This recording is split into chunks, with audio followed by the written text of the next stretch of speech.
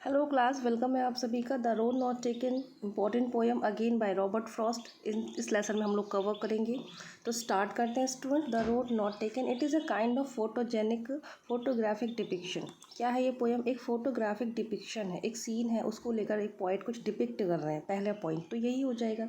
Next, इस poem की बात करें तो रॉबर्ट फ्रॉस्ट इसके जो ऑथर हैं। इस पोएम में आपको मिल जाएंगे 4 स्टैंजा। बहुत ध्यान से समझिएगा, 4 स्टैंजा है और each stanza has 5 lines. Okay, total 20 lines हैं एंड 5 लाइन्स स्टैंजा, जो कि 5 लाइन्स का एक स्टैंजा है। ऐसे ऐसे 4 है तो 5 line stanza is called quintain. Quintain, ये ध्यान रखना है, MCQs question will come from this section. Okay, so 5 lines stanza is called quintain and there are 4 quintain in this poem. Okay, and this poem is a narrative poem by Robert Frost, kind of photographic depiction.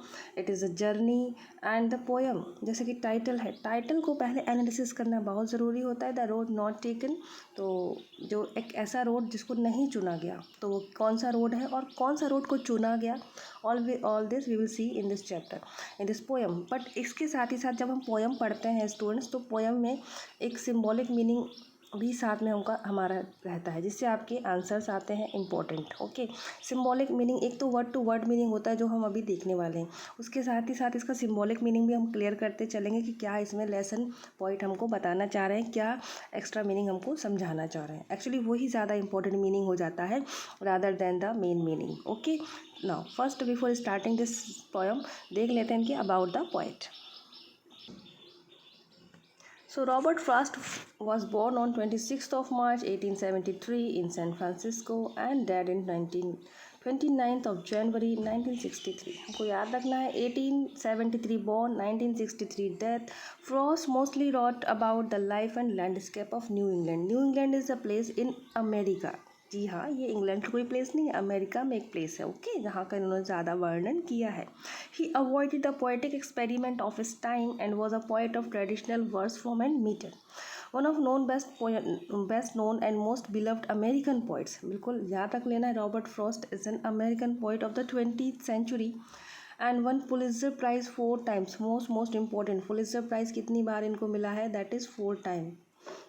ये ध्यान रखना है। और कब कब मिला है? तो first is 1924, second is 1931, third one is 1937 and last one is 1943। किस वर्क के लिए मिला है द पुलित्जर प्राइज़? तो फर्स्ट इनको न्यू हैम्पशायर के लिए मिला है, second Pulitzer prize collected poems के लिए मिला है, third Pulitzer for the range and the fourth one is witness. इतना शॉर्ट इन्फॉर्मेशन, बिकॉज ये है तो बहुत इंपॉर्टेंट पोइट, अमेरिकन पोइट। इतनी short information about the author के तहत, अबाउट द पोइट के तहत हमको जानना ज़रूरी होता है। Now let's start the explanation of the poem. So this well known poem is about making choices and the choices that shape us. ये पोएम एक चॉइसेस के बारे में, जो जीवन में हम अपनी कुछ चॉइसेस लाइफ में चुनते हैं, किसी भी फील्ड में हमको क्या चूज़ करना है क्या नहीं करना है, उस बारे में। And Robert Frost is an American poet who write simply but insightfully, बहुत ही ज़्यादा गहरी सोच के साथ लिखते हैं about common and ordinary experience. अब आप देखेंगे इस फोटो में, जैसे कि मैंने बताया ना, फोटोग्राफिक डिफिक्शन है, एक प्लेस है वहाँ पर, जस्ट सिंपली एक प्लेस है, ऑर्डिनरी रूप से वहाँ पर है ये, और लेकिन इतना इंसाइटफुली उन्होंने उसको डीपली डिस्क्राइब कर दिया। यही उनके लिखने की क्वालिटी है, उनकी लिखने का स्टाइल था।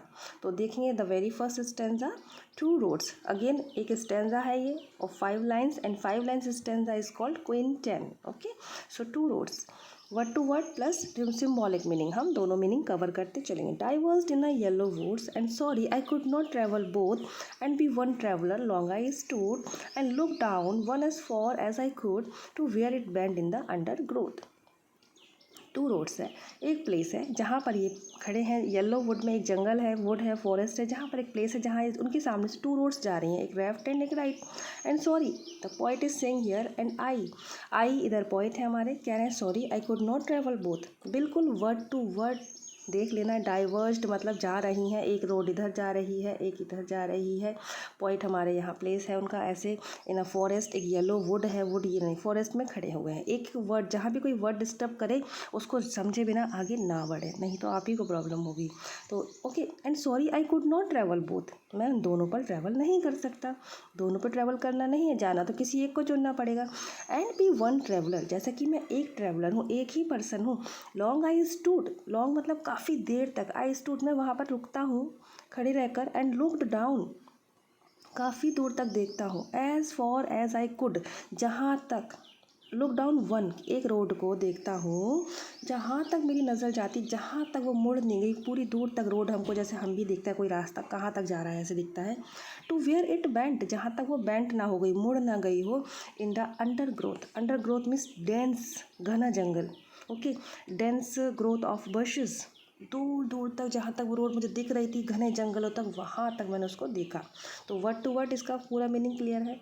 नाउ सिंबॉलिक मीनिंग में पॉइंट बताना चाह रहे हैं कि जैसे हमारी लाइफ में हमको कई ऐसे मौके आते हैं जो हमको चूज़ करना होता है। बिकॉज आप स्टूडेंट हैं तो हम आपको एक करियर का ऑप्शंस दे रहे हैं, ठीक है। मान लो करियर चूज़ करना है लाइफ में, तो आपके सामने 2 चॉइसेस हैं और सोच रहे हैं वहाँ पर रुक कर लॉन्ग आई स्टूड कि मैं कौन सा एक प्लेस पे, या फिर अपने ही लाइफ में आप सोच रहे हैं मैं कौन सी करियर को चूज़ करूँ। और आपने दोनों ही के बारे में, जिसमें से आपने long as I could see, मैंने बहुत दूर दूर तक देखा, यानी कोई एक करियर ऑप्शन के बारे में आपने काफ़ी अच्छे से छानबीन करके पता लगा लिया। जहाँ तक भी आप पता लगा सकते थे उसके बारे में आपने उस ऑप्शन के बारे में पता लगा लिया, ऐसा कुछ। ओके, और भी कोई चॉइसेस हो सकती हैं, मैरिज चॉइसेस भी हो सकती है लाइफ में। ओके, तो next stanza, next quintain we will see. Then took the other just as fair, तो फिर मैंने चुन लिया। Okay, first second stanza in the poet, in second stanza poet is saying here and then took the other just as fair. क्यों? वो एक बिल्कुल fair थी, बिल्कुल। And having perhaps the better claim, मुझे लगता है वो मेरे लिए शायद, उसको हैविंग मैंने उसको चूज़ कर लेना, पर हैप्स मीन्स शायद, एक बेटर क्लेम है, एक अच्छा दावा है कि मैंने सही किया जो मैंने अदर वन को चुना। ओके, 2 हैं, एक फर्स्ट है दूसरी अदर हो गई, इन्होंने द अदर को चुना। बिकॉज इट वॉज, क्यों चुना, why, again question comes from this. Okay, कि क्यों उन्होंने सेकेंड वन को चुना, क्यों उन्होंने अदर को चुना। Because it was grassy and wanted wear. Okay, wanted wear means होता है जिसका अभी यूज़ नहीं हुआ है, that did not use till. और ग्रासी मतलब उसमें अच्छी खासी ग्रासी है। अब आप सोच लीजिए, मान लो 2 रोड जा रही हैं, एक रोड जैसे नॉर्मल है जिस पर इतनी ज़्यादा घास नहीं होगी। अभी घास किस पर उगेगी? जिस पर ज़्यादा लोग नहीं चले हैं, तो वो घास नहीं कुचली हुई है, ऐसे आप समझ सकते हैं। और वो वांटेड वेयर है, वांटेड वेयर मतलब उस पर लोग नहीं चले, उसका यूज़ नहीं हुआ है। वांटेड वेयर मतलब नॉट यूज्ड। तो उन्होंने उस अदर को चुना जो कि ग्रासी है और वांटेड वेयर है, यूज्ड नहीं है। इट मीन्स जिसको लोगों ने कम चुना है, इन्होंने उस ऑप्शन को चुना, ठीक है। करियर में भी ऐसे कई ऑप्शंस होते हैं, हम दोस्तों के देखा ताकि उस कंटेंट को चुन लेते हैं। अच्छा, उसने सीए करना है तो हमको भी सीए करना है, चल पड़े उसी रास्ते पे। हमको हमारी टैलेंट नहीं पता, क्वालिटी नहीं पता, अपनी स्ट्रेंथ नहीं पता, इस तरह से तो वो हो जाता है नॉर्मल रोड को चुनना। बट इन्होंने अदर को चुना है जो ग्रासी है एंड वांटेड वेयर है, जिसको कम लोगों ने चुना है, अलग है, not used. Though as for that the passing there had worn them really about the same. और जैसे ही जब मैं उससे निकला, उसके पास से जब मैं पास होता हुआ गुजरा, हालांकि जब मैं वहाँ से देखा तो मैंने देखा ये तो same, really about the same, कि लगभग सेम जैसी ही है। Had worn them really about the same, ठीक है, कि लग रहा था कि तो पहले जैसी ही है। And both that morning, again poet is saying again that same time चल रहा है यहाँ पर, जब वो रोड में थे, first stanza, second stanza and third stanza, अभी ये सेम टाइम ही चल रहा है। ओके, उसी समय की बात है। तो बताते हैं उस मॉर्निंग जब ये वो 2 रोड दिखी, इन्होंने दूसरा वाला चुन लिया सेकंड स्टैंजा में। नाउ थर्ड स्टैंजा में बता रहे हैं कि उस मॉर्निंग में दोनों के दोनों जो है इक्वली लेस, दोनों रोड बिल्कुल सेम ही तो दिख रही थी, बस एक थोड़ी ग्रासी थी और एक कम ग्रासी थी, एक वांटेड वेयर थी, इस टाइप से। And both that morning equally lay in leaves no step and trodden black. बता रहे हो अगेन उन दोनों रोड्स के बारे में कि मॉर्निंग में दोनों को दोनों सेम दिख रही थी, लीव्स की मॉर्निंग की टाइम की बात कर रहे हैं कि जैसे कि दो रोड्स हैं, यानी कि दो ऑप्शंस हैं, कोई दो चॉइसेस हैं, देखने में तो दोनों सेम लग रहे हैं, ठीक है, बता रहे हैं मॉर्निंग का टाइम है, यानी कि शुरुआत में अगर आप सिंबॉलिक मीनिंग देखें तो शुरुआत में अगर दोनों ऑप्शंस हमको सेम लगते हैं, अच्छा ये भी ठीक है ये भी ठीक है, वो चीज़ बता रहे हैं। तो मॉर्निंग में इक्वली ले दोनों रोड्स हैं, और किस तरह से सेम है, तो कह रहे हैं in leaves no steps had trodden black, कि जो भी पत्तियाँ जैसे रात भर से कोई इन पे गुजरा नहीं है तो रात भर जो पत्तियाँ झड़ जाती हैं और रोड पे पड़ी होती हैं, हैड ट्रोडन ब्लैक, वो अभी ट्रोडन ब्लैक मतलब उनको अभी तक उन पर कोई चला नहीं है, वो कुचली हुई नहीं लग रही, उनको सही से स्मूथली पत्तियाँ पड़ी हुई हैं, ऐसे समझ लो, कोई नो स्टेप, कोई स्टेप नहीं चला है, उनको कोई कदम नहीं रखा गया है। Oh, I kept the first for another day. Now here, poet is choosing. In which stanza poet is choosing his that choice? So third stanza, he said, "Oh, I kept the first for another day." मैंने तो first one को, जैसे कि two roads हैं तो इन्होंने first one को another day किसी और दिन के लिए संभाल के रख दिया। And yet knowing how way Leeds on two way, yet knowing how far way leads on to way, I doubted if I should ever come back again। जैसे कि पोइट ने चुन लिया एंड फर्स्ट वन को another day के लिए रख दिया, चलो इसको मैं कभी और के लिए देखता हूँ। येट नोइंग, ये जानते हुए भी कि how way Leeds on two way, कि किस तरह से जो वे है, जो रास्ता है, मुझे जो मैं रोड चुन रहा हूँ उस पर मुझे किस तरह से वो लेके जाएगा, कहाँ तक मैं जाऊँगा उस पर। एंड मुझे डाउट है कि कभी मैं वापस भी आ पाऊँगा इस अनदर पे जाने के लिए, जैसे मैंने सोच लिया है ऐसा। थोड़ा सा डाउट भी आता है जब हम लाइफ में कुछ चूज़ करते हैं, ठीक है, कई चॉइस होती हैं तो हमें कुछ डाउट भी आता है कि ये ठीक है कि नहीं है, ये उसी डाउट की यहाँ बात कर रहे हैं। और मुझे ये भी लग रहा है कि क्या कभी मैं वापस भी आ पाऊँगा जब मैं ज़्यादा आगे चला गया, तो इस तरह से। Now in the last stanza the poet is saying what,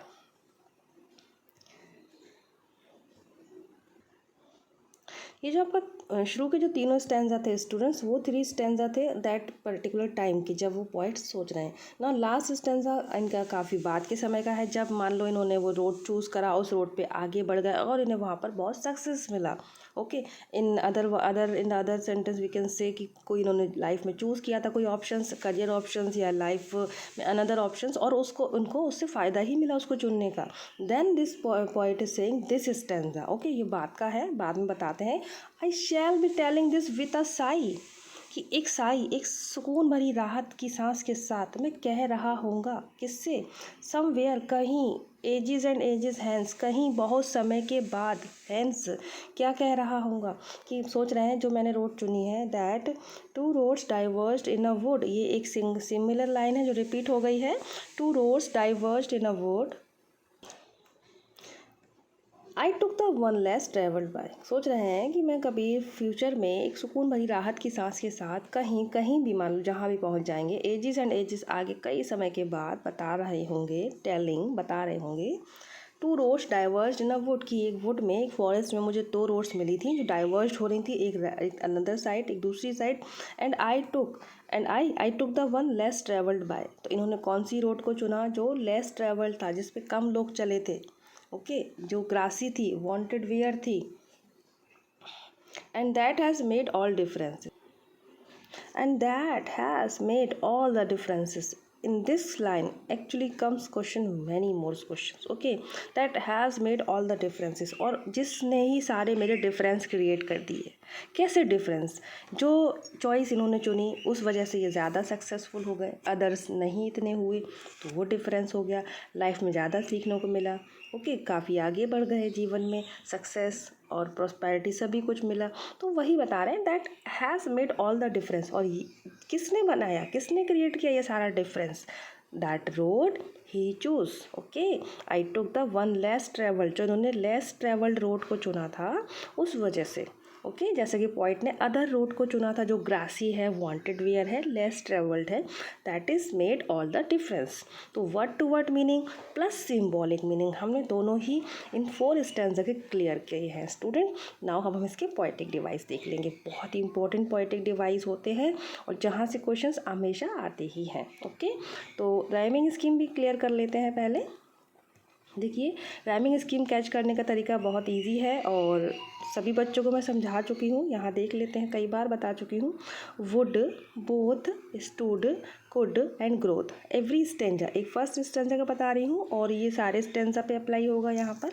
तो every stanza, every lines, last word we will choose. Okay, last word हम लोग ऐसे चूज़ कर लेते हैं।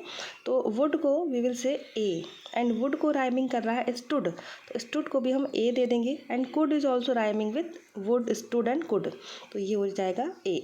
देन बचा आपका both and growth. Okay, then इसको हम लोग बी दे देंगे, बी। ऐसे ही हर पोएम की राइमिंग स्कीम समझेंगे तो हमको क्लियर होगा।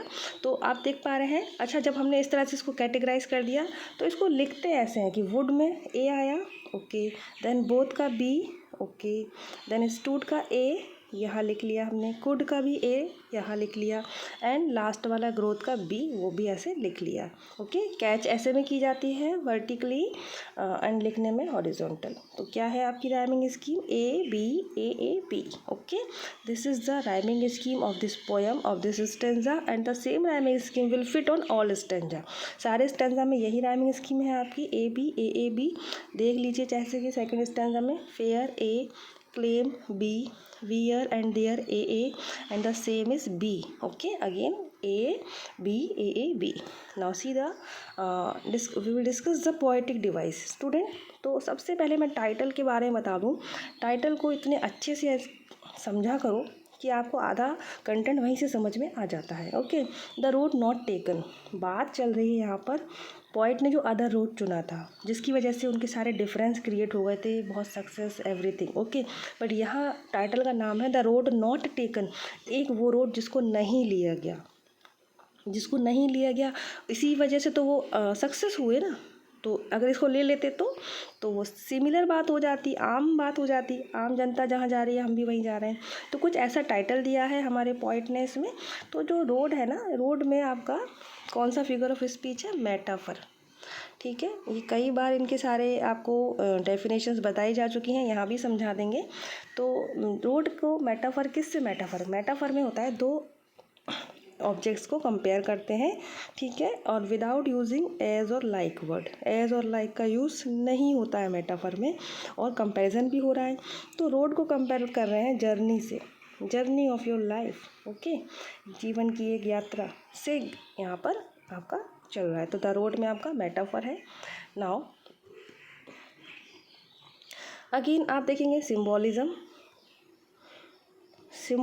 कहाँ मिलेगा हमें? द रोड में ही आपका सिम्बोलिज्म है। ये जो लिखा है टू रोड्स या ये रोड्स, सिम्बोलिज्म है इसमें। किस चीज़ को सिम्बोलाइज कर रहे हैं? प्रतीक है ये किसी चीज़ का। रोड किस चीज़ का प्रतीक है? चॉइसेस का, जीवन में जो चॉइसेस हैं उस चीज़ का, ठीक है, प्रतीक है।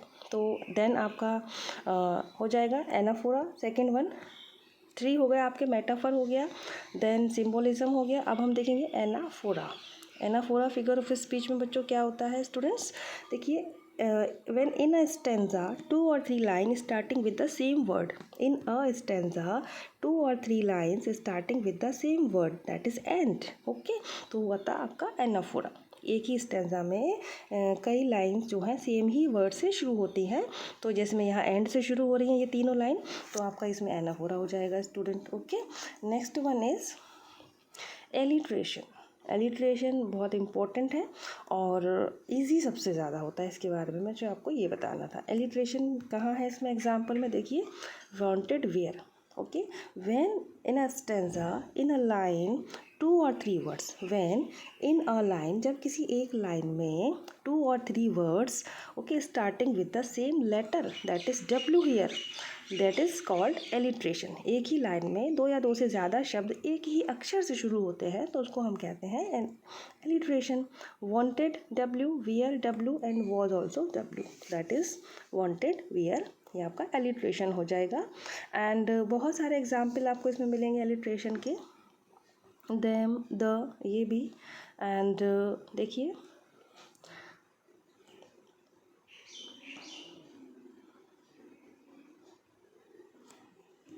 देन, टुक, again alliteration example.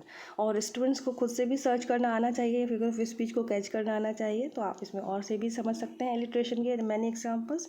Then next से फिगर ऑफ स्पीच आपका है रिपीटेशन।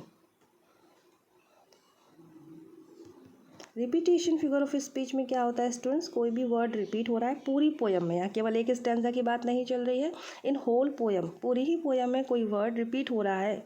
बट ऐसा नहीं कि आप सोचो कि द रिपीट हो रहा है, ऑफ रिपीट हो रहा है, इट फ्रॉम रिपीट हो रहा है, नहीं, कुछ अलग वर्ड जो कि एम्फसाइज किया जा रहा है, उसको महत्व देने के लिए उसको रिपीट किया जा रहा है कि उसका कुछ इंपॉर्टेंस है उस पोयम में, उस लाइन का, उस शब्द का, ठीक है, तो वो रिपीटेशन हो जाता है। तो रिपीटेशन आप देखिए ना, यहाँ है आपका एजेस एंड एजेस, तो बता रहे हैं कि कई कई समय बाद मैं लोगों को बता रहा हूँगा, तो है ना एजेस एंड एजेस, कई कई समय, वो समय को इतना इंपॉर्टेंट है जिस बीच इन्होंने वो success pi. And I is also example of repetition. I also, क्यों आई कैसे, कि पॉइंट बता रहे हैं, अब यही तो है जिन्होंने चूज़ किया था, ये खुद के लिए भी बता रहे हैं इस तरह से। तो I also repeating in all the poem, ध्यान रखना रिपीटेशन, पूरी ही पोएम में जो वर्ड रिपीट होते हैं दैट कॉल्ड रिपीटेशन। एंड ये जो सेंटेंस आपका रिपीट हुआ है 2 times, the 2 roads diverged in a wood, इधर भी रिपीट हुआ है, और the very first line is also the same here, okay, 2 roads diverged in a yellow wood, तो this is also the example of repetition. देन पूरी ही poem में हमको एक और इम्पॉर्टेंट डिवाइस मिलती है, इमेजरी। इमेजरी में इमेज वर्ड छुपा है, यानी कि इमेज हमारी आंखों के सामने में आ जाती है, the picture comes in our mind, picture the view comes in our eyes, that is imagery. जैसे कि स्टार्टिंग में जो पोएट बता रहे हैं येलो वुड, ठीक है, एक वुड में है, येलो मतलब कि ऑटम सीज़न है तो पत्तियां जो है येलो कलर की झड़ के पड़ी हुई हैं पूरे वुड में, ऐसा भी है, तो येलो वुड है। तो इस तरह से क्या है, ये आपके सामने व्यू आ जाता है, और पूरे ही टाइम बता रहे हैं 2 रोड्स है, एक जारी है, एक ऐसी, एक ग्रासी है, एक वांटेड वेयर है, तो घास वाली है, इन सब में आपके सामने व्यू आ जाता है। Again in full poem there is imagery figure of speech, okay. And next हम देखेंगे simile, simile figure of speech, okay, in simile figure of speech, 2 words, 2 objects compared with use of word as or like, 2 objects को compare किया जाता है like के साथ, as के साथ यूज़ करके। तो ये इधर एग्जांपल है हमारे पास, ये जस्ट एज फेयर, ठीक है, ये रोड को बता रहे हैं, कौन है फेयर, रोड, रोड को फेयर के साथ, और फेयर मतलब एक अच्छाई के साथ उसको कंपैरिजन किया जा रहा है, ठीक है। तो ये आपका यहाँ सिमिली है, बहुत ही छुपा हुआ सिमिली है, लेकिन हमें फिर भी इसको समझना होगा। Then assonance, assonance is figure of speech, देखिए एसोनेंस, एसोनेंस में when in a stanza, in a line, vowel sound is repeating, ध्यान रखना वॉबल जो होता है ना, AEIOU, that not letter, letter नहीं, sound, vowel sound is repeating in a line, कहीं भी, mid, last, starting of any word, okay, कहीं भी। एग्जाम्पल से ज़्यादा अच्छे समझेंगे आप, जैसे कि आप देखिए सेकेंड लाइन है, and sorry I could not travel both, इसमें सॉरी का ओ, कुड में ओ आ जाएगा, नॉट में ओ, एंड बोथ में ओ, तो ये आपका वोबल है। And O sound is repeating in this line, that is assonance, okay, sound O का आ रहा है, could, not, both, sorry, O sound इस ओ की मात्रा जो निकल रही है, इसलिए एसोनेंस हो जाएगा, ओके। और looked, down, could, again this is assonance and consonance आपको भरे भरे मिल जाएंगे बहुत सारे। अच्छा, एसोनेंस तो वॉबल साउंड वाला हो गया, अगर कॉन्सोनेंट साउंड इसी तरह रिपीट हो रहा है बार बार, तो उसको हम कहते हैं कॉन्सोनेंस। कॉन्सोनेंस क्या होता है, इसमें कॉन्सोनेंट साउंड रिपीट होते हैं। एग्जाम्पल, फर्स्ट लाइन में देखिए, D sound is repeating, road D, divorced में 2 बार डी आ गया आपका, अगेन वुड में डी आ गया।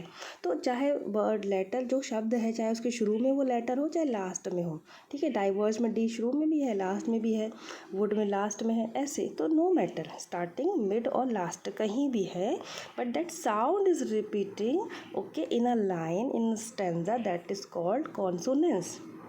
very important and very easy, okay। now personification, personification बहुत ही ईजी फिगर ऑफ स्पीच होता है, सारे ही बच्चे अच्छे से जानते हैं, जिसमें आपका पर्सन वर्ड छुपा हुआ है पर्सोनिफिकेशन में। तो पर्सोनिफिकेशन में क्या होता है कि किसी भी ऑब्जेक्ट को ह्यूमन क्वालिटी दे दी जाती है, किसी भी आइडिया को, किसी भी लाइफलेस ऑब्जेक्ट को ह्यूमन क्वालिटी दे दें तो वो हो जाता है पर्सोनिफिकेशन। अब इसमें कहाँ है personification, that is it was grassy and wanted wear. It यहाँ यूज़ हो रहा है रोड के लिए, है ना, और वैसे इट यूज़ होता है हमारा बता रहे वांटेड वेयर, जो चाहते हैं, नॉट यूज्ड। तो इस तरह से तो उसका यूज़ होना चाहिए, तो यूज़ तो ह्यूमन करते हैं। इस तरह से ये क्वालिटी जो आपकी आ जाएगी पर्सोनिफिकेशन में। टोटल हमने 10 to 11 पोएटिक डिवाइस समझी हैं, जो कि हमारी हैं metaphor, symbolism, anaphora, alliteration, repetition, imagery, simile, assonance, consonance, personification. Rhyming scheme is A B total 20 lines की पोएम है ये, जिसमें 4 स्टेंजा हैं और एक स्टेंजा 5 लाइन का स्टेंजा है।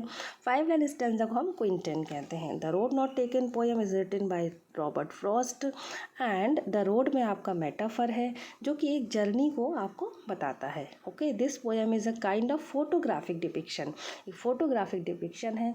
पब्लिश हुई थी ये 1915 में, 1915 और 16 में इन माउंटेन इंटरवल करके जो पोइट्री कलेक्शन था इनका, उसमें ये पब्लिश हुई थी। स्टूडेंट्स, आई होप आपको ये पोएम अच्छे से समझ में आई है, तो इसको अच्छे से समझें and thank you so much.